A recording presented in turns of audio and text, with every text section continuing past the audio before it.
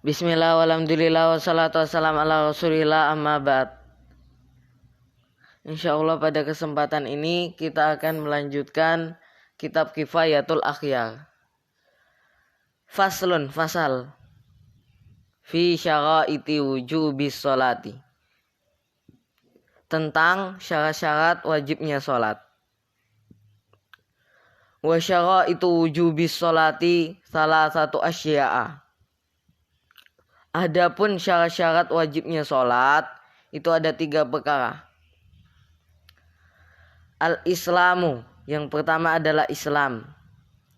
Wal bulughu, dan baligh. Wal aqlu, dan berakal.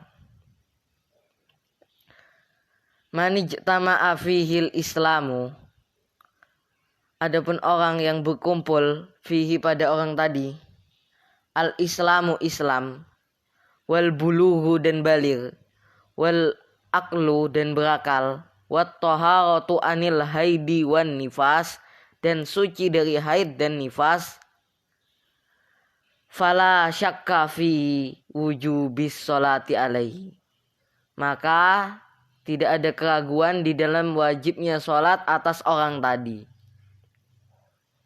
Fa ammal kafiru, adapun orang kafir, fa in kana kufruhu aslian, maka jika adanya kufurnya aslian, itu asli, lam tajib alaihi sholatu,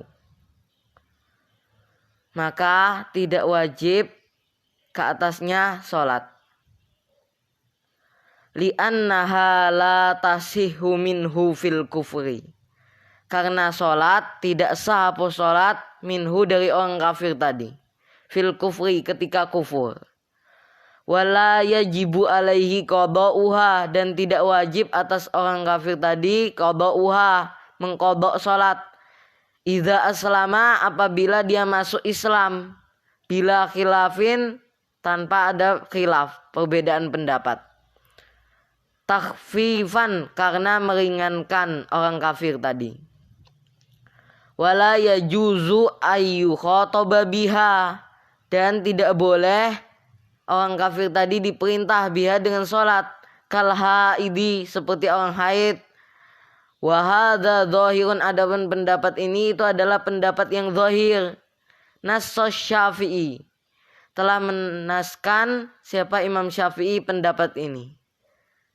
Wa bihi, dan dengan pendapat ini qala Syekhu Abu Hamid, Syekh Abu Hamid berkata, wa taradahu fi jami'i furu'i syariati, dan Syekh Abu Hamid memperluasnya fi jami'i furu'i syariati, di seluruh cabang-cabang syariat.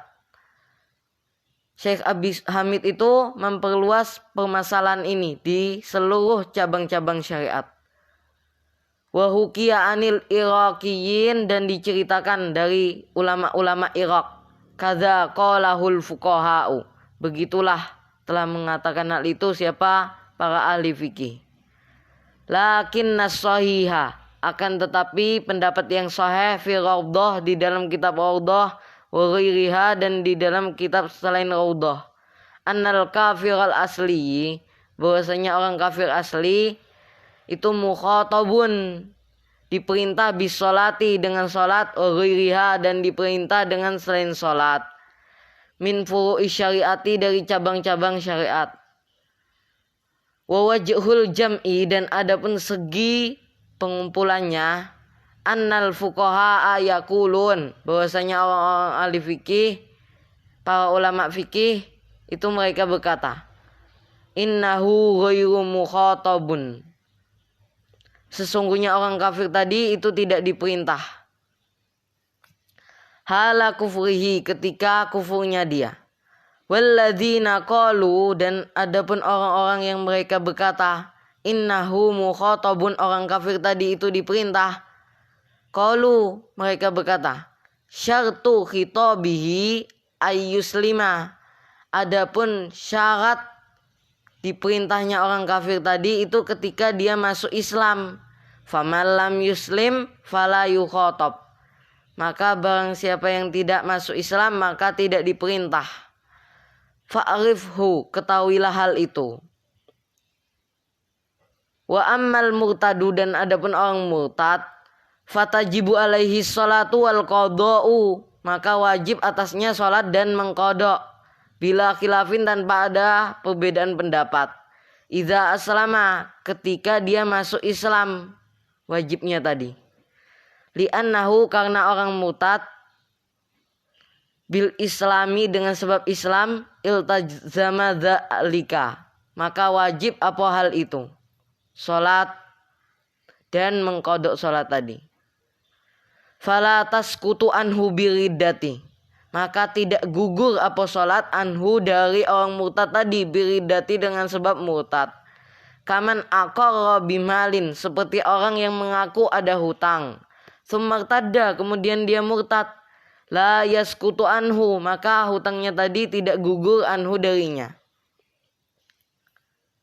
Wa amma sobiyu, adapun anak kecil, wa man zala aqluhu bijununin aw maradin wa nahwihima, dan orang yang hilang akalnya, bijununin, dengan sebab gila, aw maradin, atau dengan sebab sakit, wa nahwihima, dan semisal keduanya, fala tajibu alaihi, maka tidak wajib apa sholat alaihi, atas orang tadi, anak kecil tadi. Liqaulihi sallam, karena sabda Nabi sallam, hufi al-qalamu an thalathin, diangkat apa pena, an thalathin, dari 3 orang. Yang pertama, anin naimi, dari orang yang tidur, hatta yastaiqidho, sampai dia bangun. Wa anis sobiyi, dan dari anak kecil, hatta yahtalim, sampai dia mimpi basah, sudah menjadi baligh. Wa anil majnun, dan dari orang gila, hatta ya'kila, sampai dia berakal. Akhrajahu Abu Dawud, telah mengeluarkan hadis ini siapa? Abu Dawud, wa Tirmidzi, dan Imam Tirmidzi. Wa qala, dan Imam Tirmidzi berkata, haditsun hasanun, hadis yang di atas itu adalah hadis yang bagus. Wa dalilu adamil wujubi fi haqqil haidi wan nufasa, adapun dalil ketidakwajiban salat di dalam haknya orang haid dan orang-orang nifas, yu'lam, itu akan diketahui minal haid, dari bab haid. Ini saja yang kita sampaikan pada kesempatan ini. Insya Allah bermanfaat bagi kita semua. Assalamualaikum warahmatullahi wabarakatuh.